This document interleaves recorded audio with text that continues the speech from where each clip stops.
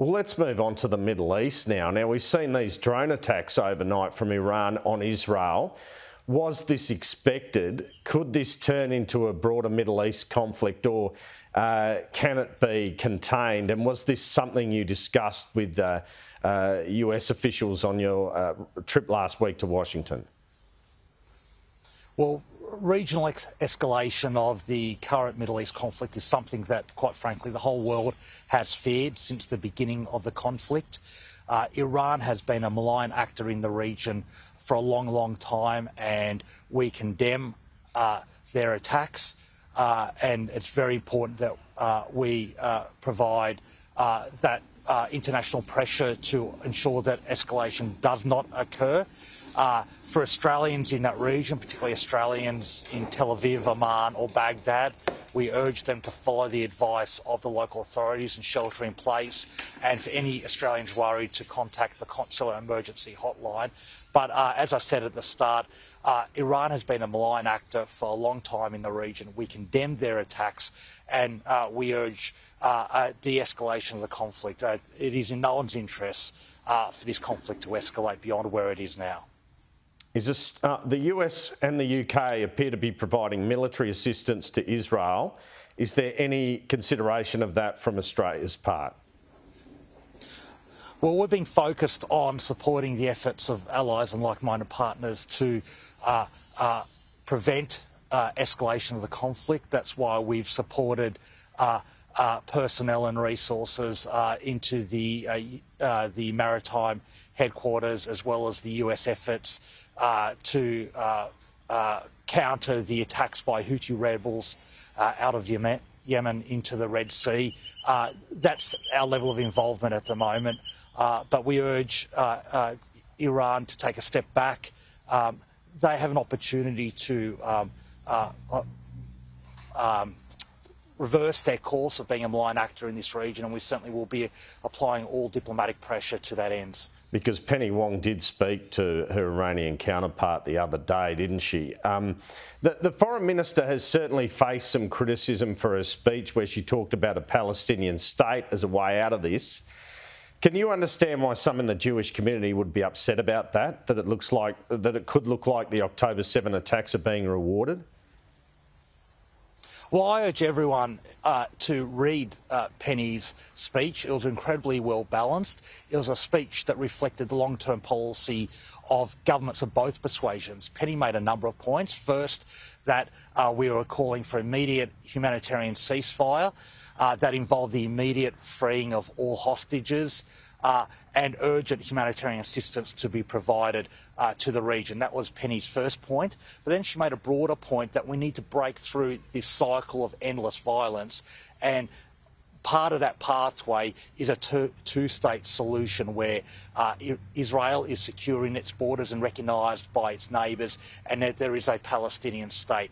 This is the reflection of the Oslo Accords. It's been the policy of both Labor and Liberal governments for a long time to support a two-state solution, and it's perfectly aligned with the rhetoric and policies of other like-minded countries. UK's Foreign Secretary David Cameron has said things very similar. And importantly, to make this point, this is in the interest of Israel. Israel can only have security from its neighbours when they recognise its right to existence. And Saudi Arabia, for example, has said that it won't recognise Israel until there is a two-state solution. Is there really a hope, though, that the people of Gaza would disassociate themselves from Hamas?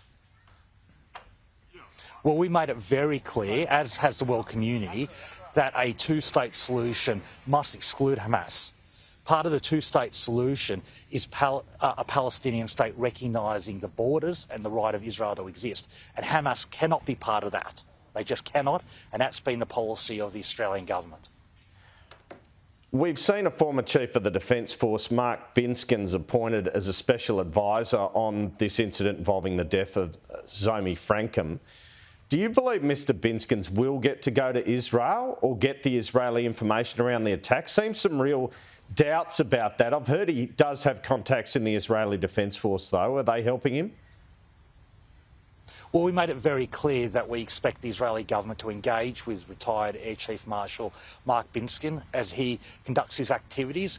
We made it very clear from day one, from the tragic attacks on the World Central Kitchen convoy and loss of life, including Zomi Frankham, that Australians expect full accountability and a transparent investigation.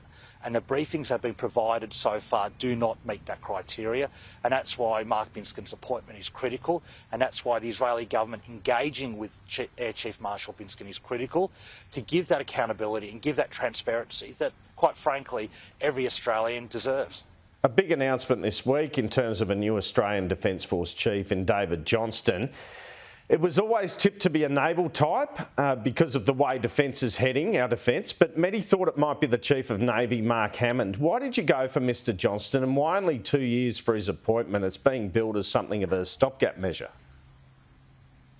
Well, I've worked closely with David Johnston for the last 2 years, and he's a ADF officer of the highest character who's held some of the toughest jobs in the Australian Defence Force for a long, long time, including Chief of Joint Operations and Vice Chief of the Defence Force.